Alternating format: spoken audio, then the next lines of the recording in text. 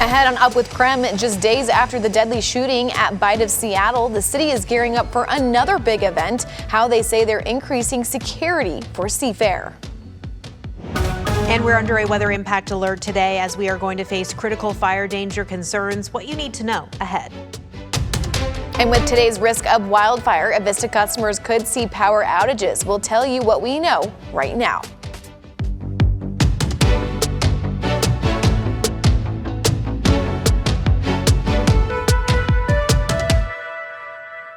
Well, good morning and happy Saturday and on August 1st. I can't believe it. I hope everyone is excited for a fun weekend ahead just a few weeks before school. Now we're going to toss it to weather with Jenny Power in studio to tell us about what we should expect for our weekend. Yeah, good morning, Regan. Taking a look at the forecast for the day today, we are under a weather impact alert. As we speak, a system is moving through here and it is elevating our risk here of fire danger as we prepare to face critical to even extreme fire weather conditions. We have widespread red flag warnings in place because of wind gusts that could reach 30 to 50 miles per hour and seeing on top of that low relative humidity. So gusts are coming out of the west-southwest here, really starting to pick up by about lunchtime and early afternoon. That's when we'll start to feel it. But by late afternoon and into early evening, that's when those wind gusts are going to continue to climb. And some areas could get up to, again, 40 to even 50 mile per hour winds. On top of that, this afternoon, it is going to be very dry. We're talking relative humidity values in the teens as well as the low 20s. And this is coming off of an already very dry July that we have seen previously with no measurable precipitation recorded even at the Spokane International Airport. So we need to do everything we can to not start a spark today, be extra fire weather aware. And when it comes to being prepared for the potential of wildfire starting, make sure you have a go bag ready to go, as well as an evacuation idea plan. Regan?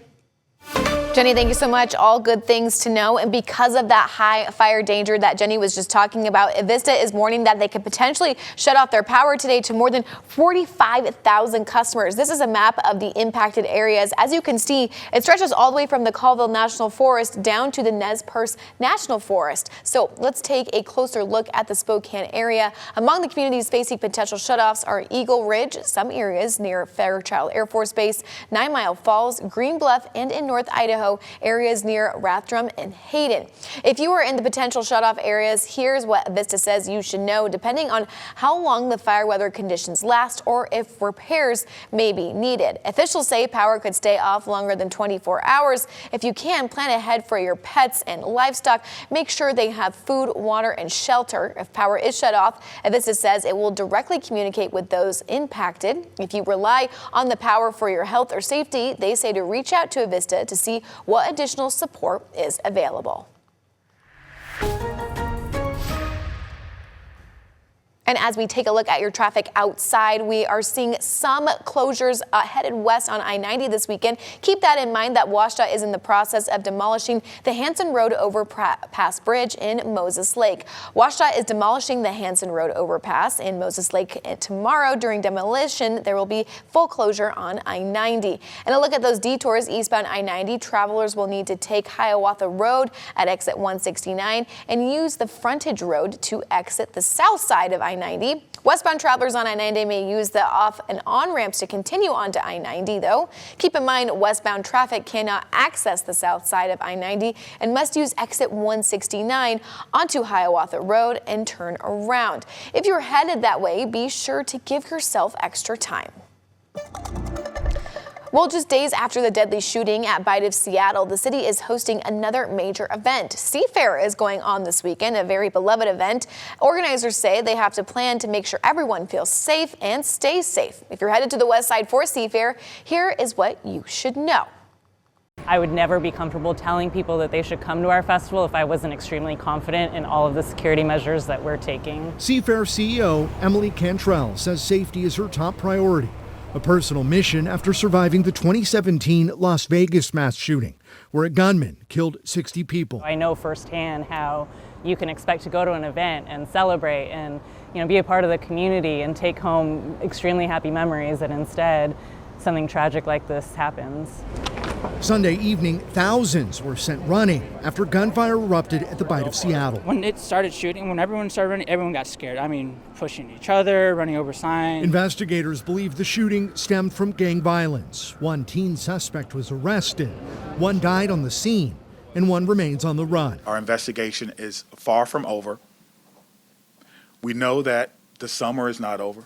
We still have outside events, we still have concerts, festivals, and big group gatherings. I want to assure you that we will be upstaffing these events throughout the course of the summer. Seafair draws more than 180,000 people, but organizers stress this event is structured much different than the Bight of Seattle. Seafair has a really large footprint. We are a 100% gated event, and there are 3 different entrances. When guests come to our event, no matter which entrance they go to, there will be a weapons detection system. Organizers say this tech, seen here in promotional video, is already used at NFL stadiums and other large venues across the country. Cantrell says she's confident in the security plan that was already in place before Sunday's shooting at Seattle Center. I can't blame anyone for feeling the way that they do. As a survivor of our country's deadliest mass shooting, I take safety and security very seriously. Seafair says more than 200 security personnel will be on site, hired from 2 different security companies. They say they'll be working in tandem with Seattle police officers. In Seattle, Sebastian Robertson, King 5 News.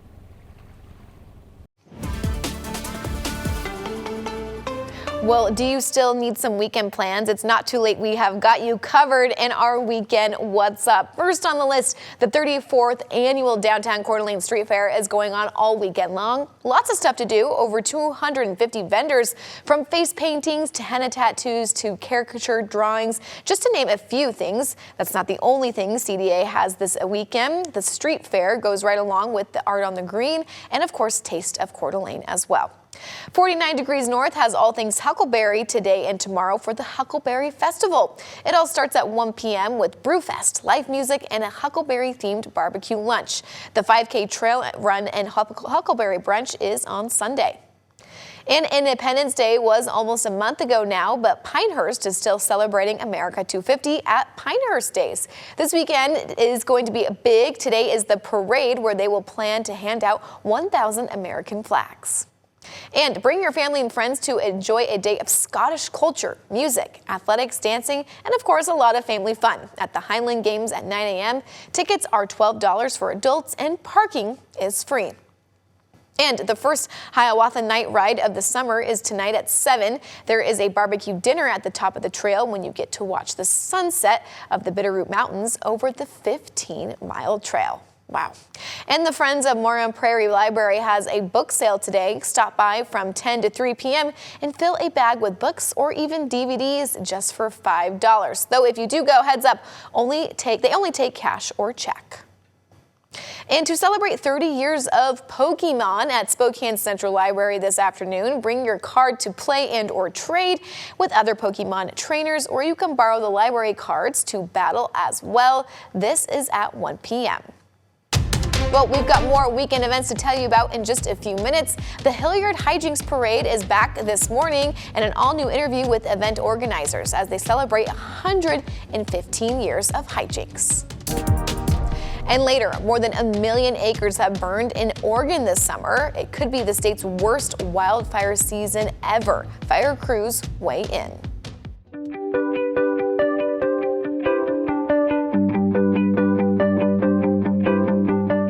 So the more berries we can get rid of, the more they can stay in classrooms. So that's like, we're talking about school supplies, that's a choice between a parent that gets to choose between feeding their kid that night or getting school supplies. So if we can get rid of that, they can feed their kid that night, they're gonna do better the next day.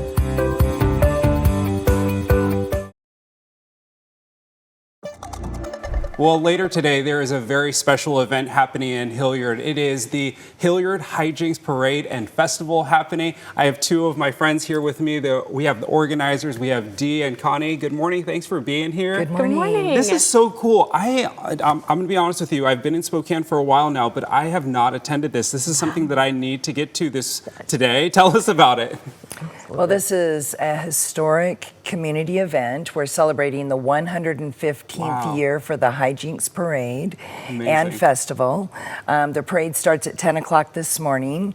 And following the parade, it's a full day of live entertainment, vendors, businesses on Market Street, new businesses and restaurants to visit. Cool. Amazing. It'll be really, really a great time. We'll be there from 10 a.m. to 8 p.m. As Connie said, there's a parade that starts at 10, but please stay on Market Street after that for the festival.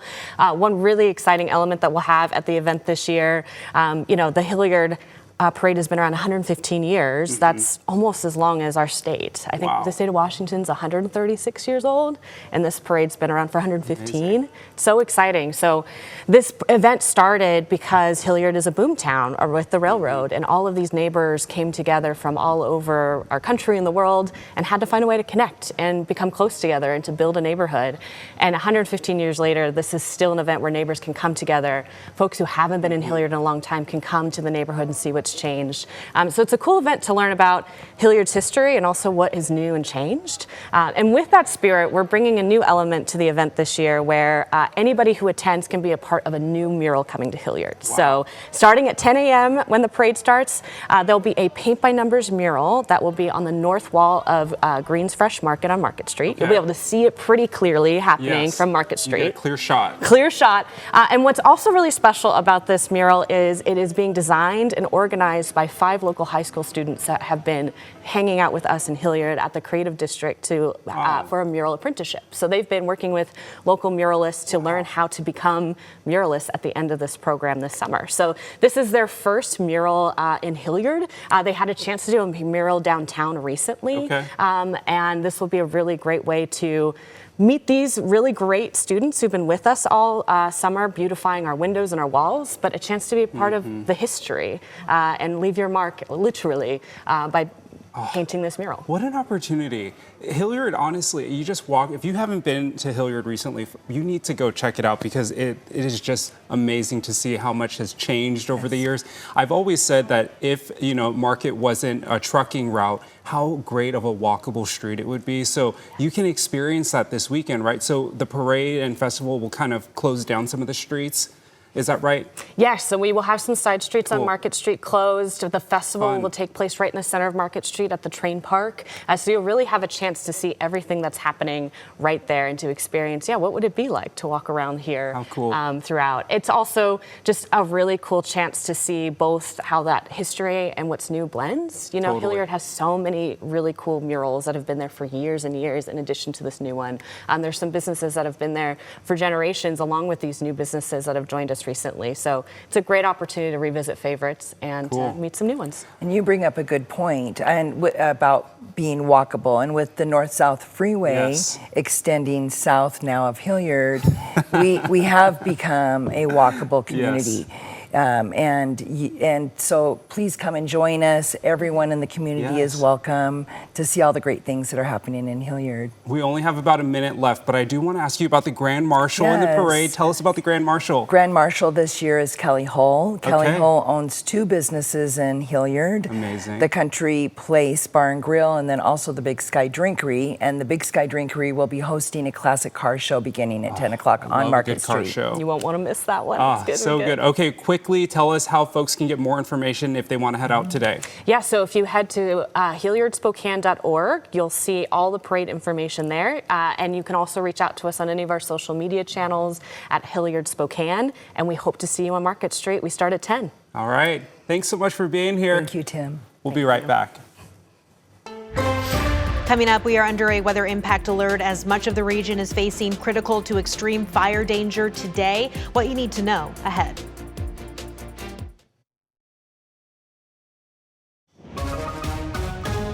Thanks for joining us here on Up with KREM. Right now, we are under a weather impact alert as we are set to face widespread critical fire danger across the inland Northwest. It is going to be mostly sunny and dry out there, but our biggest concern has to do with gusty winds that are going to be prompting this. Widespread red flag warnings for much of the inland Northwest. We're talking wind gusts that could reach near 40 miles per hour and very dry conditions after we have already been in the thick of wildfire season. So what's happening weather-wise is we have been under the influence of high pressure. It's why really this past week was so sunny and dry. But now what's happening weather-wise is we've got low pressure sliding to the north of us. And so that is what is ushering in some changes. In fact, we've even been seeing some increasing clouds and spotty showers over toward western Washington. But unfortunately, all of the moisture that they are receiving is getting stopped over the Cascades. And that is why the inland northwest is set to see mostly dry conditions today and elevated winds. So we will see plenty of sunshine. It continues to be dry overnight tonight, as our Sunday is also going to be mostly dry.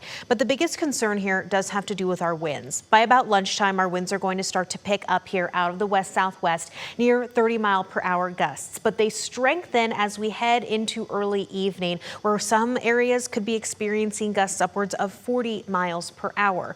So moving forward, they do die down. Tomorrow, it is still going to be a little bit breezy at times, but today is definitely the focus for the risk of critical fire danger. We're layering those elevated winds on top of relative humidity that is going to drop significantly through this afternoon. Anything below 30% is considered dry. So when we're seeing values in the 20s or even the teens, that's indicating very dry conditions for the inland northwest. And in fact, for the entire month of July, no measurable precipitation really was recorded at the Spokane International Airport. As we take a look at your temperatures this afternoon, slightly cooler than yesterday because of that system. We're talking mid to upper 80s for Spokane and Coeur d'Alene, but mid 90s south to Richland and the lower Columbia Basin. Still not ideal conditions for our firefighters that continue to work outside battling these flames that are already existing. So we want to do everything we can to not start a spark. Overnight tonight, we fall here into the low 50s for Spokane and Coeur d'Alene. So we are going to see here cooler temperatures ushered in by this system today on top of those elevated winds. But as we get you ready for the first week of August here, it is expected to be warm with temperatures either right at or slightly above our average. And we are expecting to see mostly dry conditions through our extended forecast, as July and August are our driest months out of the year. You can always get updates though on the forecast and stream our live local radar 24/7 on the KREM 2 app. Thanks, Jenny. An update now on wildfires in Oregon, where wildfires have burned more than 1.4 million acres so far this year. Now the state is on track for its worst fire season ever. And with crews already stretched thin, officials say they're facing new challenges almost every day. Catherine Cook reports. Fire torching the foothills of eastern Oregon. By Monday night, the Roe Creek complex had burned more than 209,000 acres near the towns of Fossil, Mitchell, and Spray. It's one of several wildfires in Oregon that together have burned nearly 1.4 million acres this year. Fire officials say they don't typically see these dry conditions, high wind, and lightning until August. Oregon's worst fire season on record, 1.93 million acres burned in 2024.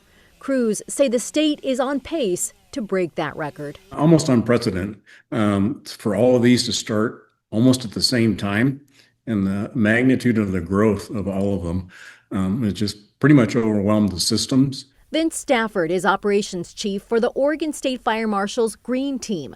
He says so far they've kept this fire from destroying any homes, but says it's been close, especially when smaller fires merge. So we had just one the other day, a little buckhorn that pushed into us. The thing ran 10 miles in one afternoon through the grass at us. We got in front of that, evacuated 300 people out of a youth camp. Across the state, 34 active fires are burning. More than 32,000 people are in some kind of evacuation zone, and major infrastructure in the flames' crosshairs. As crews across the state bear down, they're grateful for reinforcements from around the country and the world, including Canada, Australia, and New Zealand. Meanwhile, in Idaho, Governor Brad Little is declaring a fire disaster emergency for parts of the state that allows for more firefighting resources and emergency funds. Statewide, the Idaho Department of Land says more than 500 fires have burned nearly 139,000 acres so far this season, and fighting those fires costs a lot of money. The prudent thing to do is, you know, you're going to have a fire. We have fires every year. Even in a non-fire year, it'll cost us $15 million for contracts, for equipment, for, prepaying for airplanes. So we should pay for fire. We got a little money this year. we need to do more. It's hard to say just how much this fire season will cost, but a bad fire season could cost around $70 million just for Idaho. And there's less than half that right now in the funds. Here on Up with KREM, we love local. Coming up, a brand new business opens its doors today, while another celebrates a very big milestone. How you can join in on the fun and support local businesses, that's in 2 minutes.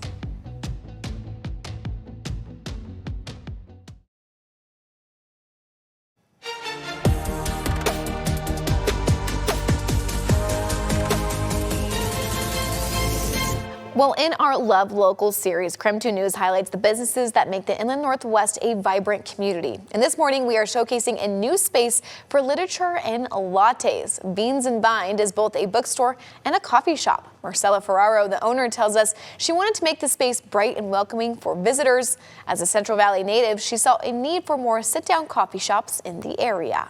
So it started off with me just wanting to do a small genre of books, but when we got this space, there was room for everything.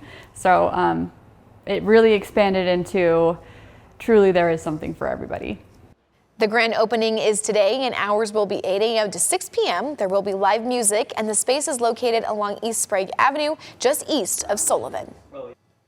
And while Beans and Bind is just opening, one other local business is celebrating a very big anniversary. The general store in Spokane is celebrating its 80th anniversary. The store opened on North Division all the way back in 1946. Wow. The general store is celebrating today, and the public is invited to attend. More coming up. We're just days away from primary elections here in Washington. Still need to turn in your ballot, what you should do to make sure your vote gets counted.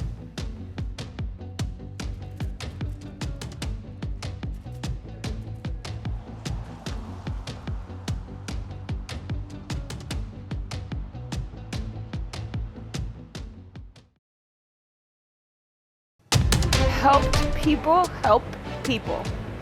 That's it. Ahead on Up with KREM, people affected by wildfires are now giving back, and you can help too. We'll tell you how. Plus, some young adults could soon be without a home. The pandemic-era shelter that's now shutting its doors.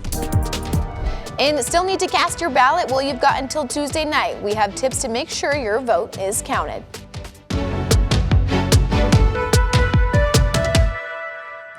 Well, good morning here on KREM. We are so excited to kick off the weekend, to continue.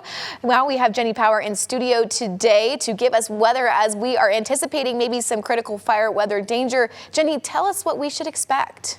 Yeah, Regan, taking a look at the forecast today, it's why we are under a weather impact alert, as across the Inland Northwest, we are set to face critical to extreme fire weather danger. So we are seeing very dry conditions and plus elevated winds on top of this. We have red flag warnings in place, but now the National Weather Service has made these PDS red flag warnings. So what that means is a particularly dangerous situation because of the conditions that we are set to face, with wind gusts near 50 miles per hour for some localized areas and very low relative humidity values. So as we're timing out how the system that's moving through is impacting the Inland Northwest, winds start to pick up by lunchtime and early afternoon. That's when gusts will start to be from the west-southwest near 30 miles per hour sustained, but the wind gusts continue to climb by late afternoon and early evening, where we are dealing with gusts between 40 to 50 miles per hour. And under these conditions, we could see rapid fire spread for new and existing fires, and we already have several fires that continue to burn across the region. So when it comes to being prepared for wildfire danger, make sure that you have a plan and you know what to do in the event of an evacuation. You also have a way to listen to emergency channels and know the status of fires that might pop up around you, and also have a go bag ready to go with emergency supplies, things like important documents or medications that you might need. Regan? Thank you so much, Jenny. Well, a community that once lost everything because of a wildfire is now giving back. The Chelan Church of Nazarene has created a way for people to get help and give back. They have clothing, diapers, masks, first aid, and even cleanup supplies. The group started collecting supplies after the Chelan Hills fire. Now their operation has expanded to help people impacted by fires across Chelan and Okanagan counties. Some of the people keeping the donation center running are the very same people who first arrived that needed help. We lost a trailer 50 years of my family items in it. And this is what we walk away with. Souvenirs. A whole life destroyed for a piece of aluminum souvenir. But this will be on my mantle forever. That man you heard from right there is Ron. He says he spends most of his time at the center, working from early morning until the evening. If you are interested in helping out, you can visit the Chelan Church of Nazarene's website. And a young adult shelter that has served as a resource for young people experiencing homelessness is shutting down their shelter services. KREM 2's Christian Garza shares why it simply isn't financially feasible to keep the shelter open. For over half a decade, the Volunteers of America's Young Adult Shelter helped countless people find stability and connect with much-needed housing and financial services. But come the middle of August, that safety net will be gone. With tight budgets, unfortunately, we had to make a really tough decision. Fawn Schott, the CEO of Volunteers of America Eastern Washington and North Idaho, says the shelter was created in a partnership between the city of Spokane, Spokane County, and the state during the pandemic to help emerging adults ages 18 to 24 who were experiencing homelessness, so that way they didn't feed into the adult homeless population. Since 2020, the shelter has operated with leftover pandemic relief funding. However, that money has been slowly dwindling for the last few years. Schott says at the end of June, which is the end of their fiscal year, the organization discovered they were not getting the close to $600,000 they anticipated receiving from the state due to those funds being cut from the state's biennium budget. So it was quite a surprise to us. We had budgeted already a $700,000 loss. Schott says while the shelter will still be available to provide housing and financial services, the immediate decision directly affected those who relied on its housing stability. I've been homeless before, so I know how that feels, and I needed time, and I was a working adult. Katara Johnson, CEO of Gabriel's Challenge, shares she has already met with a handful of shelter residents from VOA who say they don't even know where to start when it comes to finding a new place to live. They know the reality is that they're going straight on the street, which has been a safe place for them, that also even provided them meals, and so for that to go away so quickly, they've been devastated. The VOA is planning on opening another 18-bedroom overnight shelter come October 1st. There is no good message that anyone can provide to them to give them safety and security in this time. It's gut-wrenching at best for an organization that wakes up every single day to serve these people and make sure that they have a safe place. And while the shelter's overnight services are set to end on August 15th, VOA says that staff will be working with shelter residents individually on a transitional plan in the meantime. In Spokane, Christian Garza, KREM 2 News. Well, we are just days away from the Washington State primary election, so here's a few things you need to know. Be sure to get your ballot in a drop box by 8 p.m. on Tuesday. If you still need to register to vote, you can do that in person at an elections office, and they can give you a ballot there. The primary election is on Tuesday. More ahead, even though it feels like summer just started, we are officially in August. We've got an all-new interview with a local expert who wants to make sure back-to-school shopping doesn't bust your budget. His tips in just 2 minutes. Plus, we're following the biggest blockbusters in the box office, and you've already seen The Odyssey. Well, don't worry, there's all new movies in theaters this weekend for you to check out.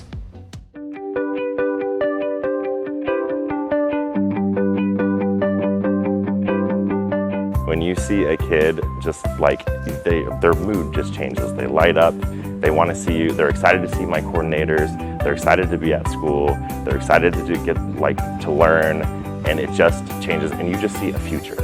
And they see their own future.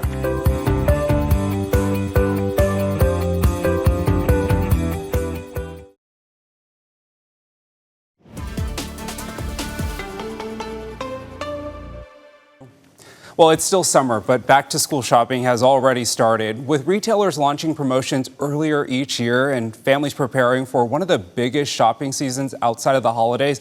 Now is a good time to talk about the practical ways to save before school starts. So here with a local perspective is Derek Wing from Geisler Credit Union. Thanks for being here, Derek. Thank you for having me, Tim. Yeah, nice to see you as well. It feels like summer just started, but we're already talking about back to school and shopping already. Is it too early to start shopping?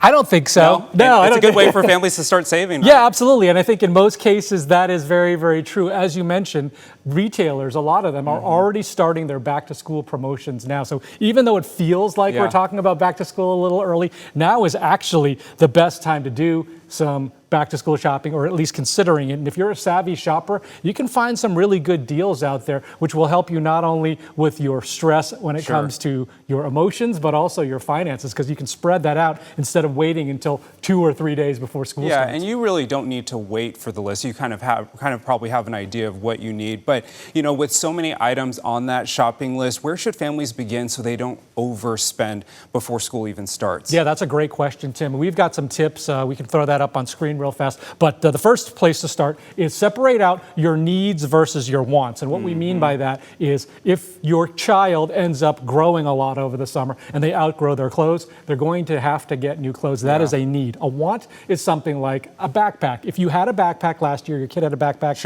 and it worked fine. Use it again this year. You don't need the new backpack, right? So that's one thing. Second thing, take an inventory around your house. You might be surprised and you might see that there are some notebooks lying around, or maybe an extra calculator. If you do those two things, needs versus wants, and taking an inventory, you might end up saving up to hundreds of dollars before you even go out and hit those stores. When you do go to those stores, send a spending limit. It's really easy and really tempting to go for those impulse buys when you're at the store. You say, oh, I didn't know about this. That's really cute. I'm going to get that. Yeah.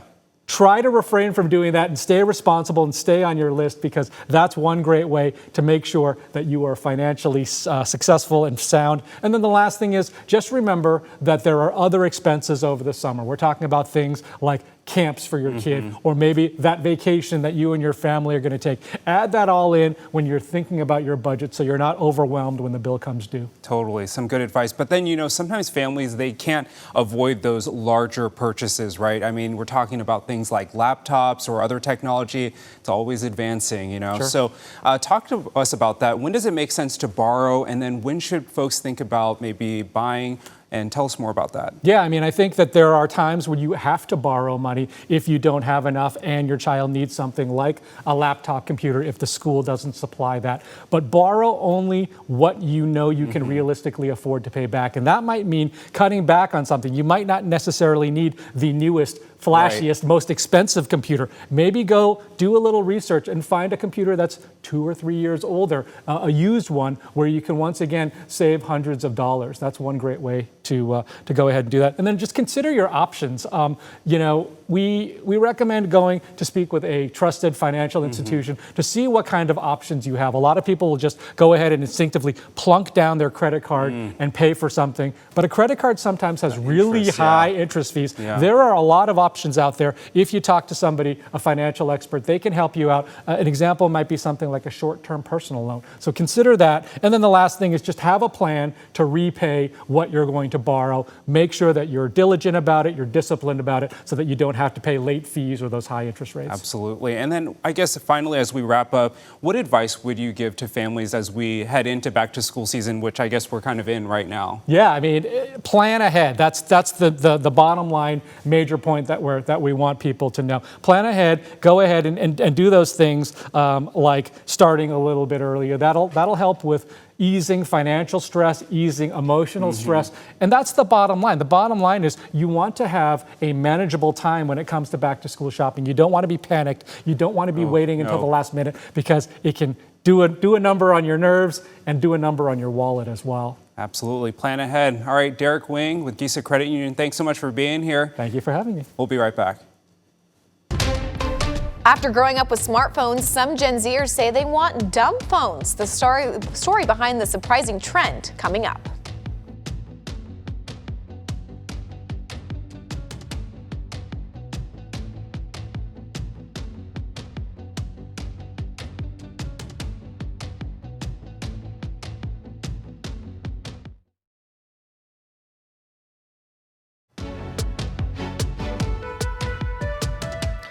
Well, as wildfires continue to burn across the Pacific Northwest, firefighters are not the only ones deploying to the front lines. A specialized team of paramedics and EMTs from Spokane is also responding, providing medical care to the people battling the flames. KREM 2's Emily Fox-Millian shows us the work happening behind the fire line. Yeah, when those wildfires start, a lot of us just see those flames, but what you're not seeing is those paramedics, those EMTs that are often sent to support those firefighters. AMR Spokane has a specialized wildland medical team made up of paramedics and EMTs who deploy to active fires across the Northwest. Right now, several Spokane providers are assigned to the Pearl Hill and Maudrite fires in Washington, as well as the Akawa Butte and Castle fires in Oregon. Their job isn't to fight the fire. It's to make sure the people who are have immediate access to medical care. Most people know AMR as the ambulance that shows up when they call 911, but we also have a lot of specialty teams that interact with different things and needs across the country, one of which is our wildland medical team. These medics work in some of the most remote parts of the fire line, areas where getting to a hospital can take time. They deploy with specialized medical gear, four-wheel drive ambulances, and equipment designed to reach firefighters working far from the nearest road. While we're not fighting the fire directly, we are right on the fire line, so we will strategically deploy around the active wildfire to ensure that we can quickly respond to something happening to any of the crews that are currently battling the fire. And while many of the calls involve heat illness, smoke inhalation, or minor burns, the team is also prepared for more serious emergencies.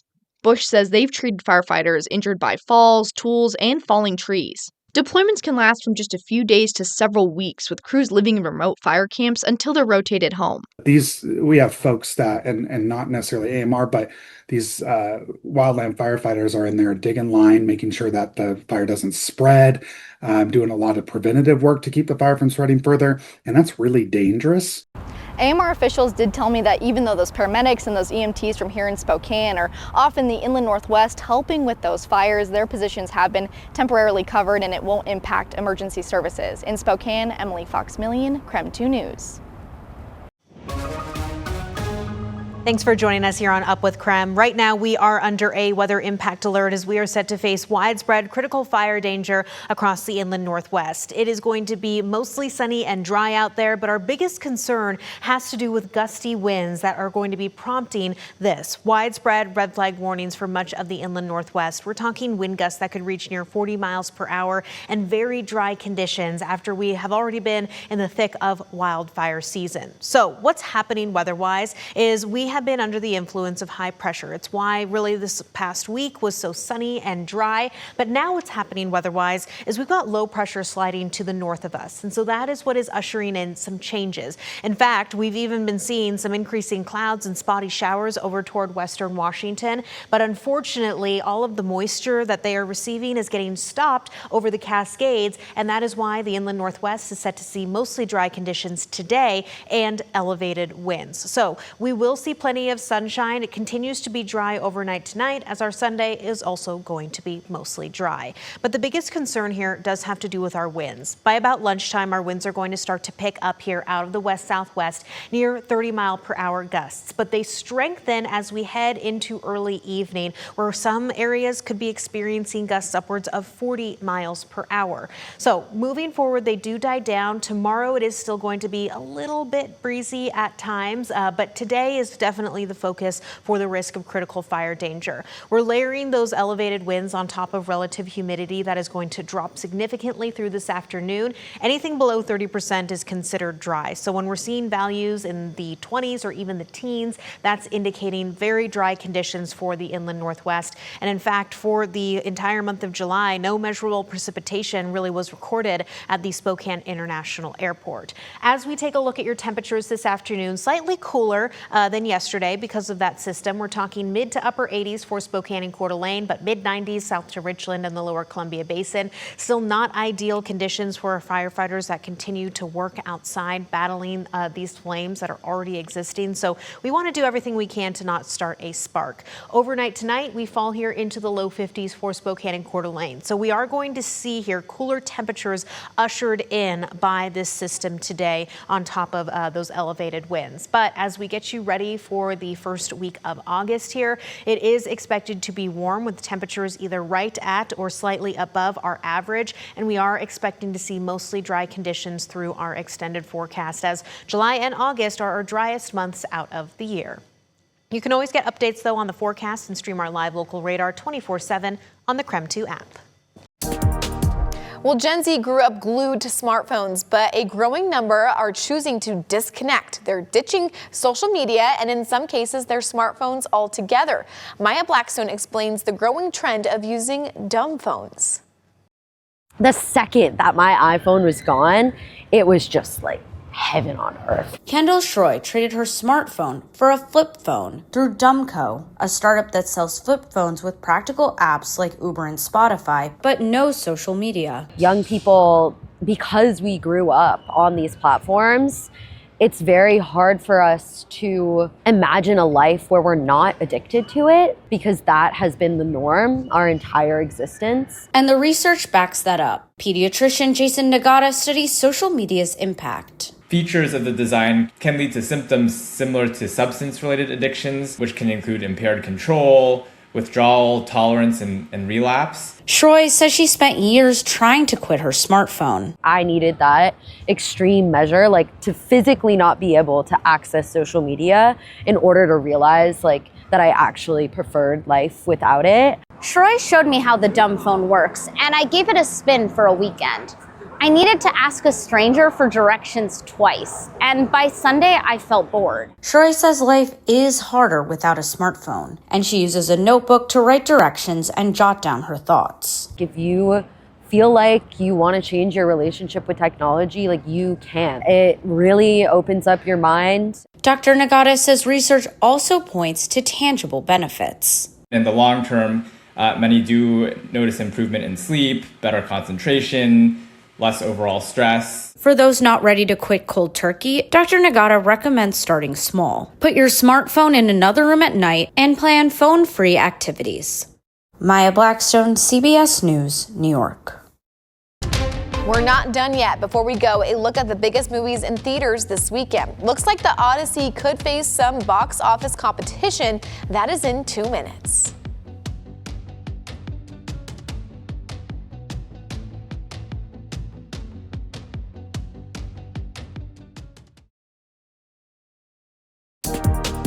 Well, we are right in the middle of summer blockbuster season, and there are some great movies showings right now. Jenny, you said you've kind of seen some of these already, too. Yes, I've seen The Odyssey, and I just saw Spider-Man. So amazing. Yes, if you plan to head to the movie theater, it's one of the best ways to beat the heat. This is the first weekend that you can catch Spider-Man, Brand New Day, in theaters, and it looks like it could break some records, okay? So early numbers from the Thursday premiere night. Which is what you went to. It's true. I stayed up really late to see this. It topped $50 million, more than Spider-Man No Way Home. That earned back in 2021, and some sources are saying that these Thursday showings may have even ranked as much as $70 million. Wow.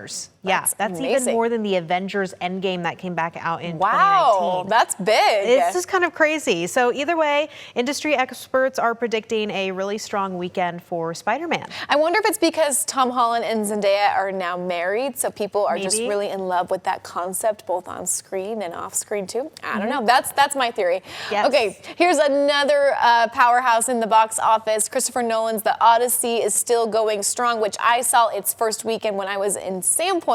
Even now, it's in its third weekend. It's grossed around $700 million worldwide, and we'll definitely add to that tonight and tomorrow, as one of our producers went and saw it at the AMC downtown earlier this week and says there wasn't an empty seat in the theater, which is super true. When I was in Sandpoint, those are not big theaters, but it was still a packed house in there. Yes. So it was amazing. It's kind of crazy, and I went and saw it as well last weekend downtown Spokane at the IMAX. So fun. And it's it reminds me of like early 2000s when the movie theater is packed. Like literally every single seat in the house is filled, and it's a good feeling. Yeah, it was cool. Yeah, I know. Now, me and my husband went and watched Troy right after because we hadn't seen Troy in so many years, and we got inspired after watching The Odyssey. So yes, that's something good to do if you want to still continue in that vibe of the Trojan era. So. Yes, yes, and a good way to beat the heat, air conditioning, popcorn. good plan for your weekend. Awesome. Okay, anything else about final weather, Jenny? Anything else? You know, we are going to be facing that critical fire danger, so having a way to get updates on your phone, really important for the day today. Perfect. Thank you so much. Have a great rest of your weekend.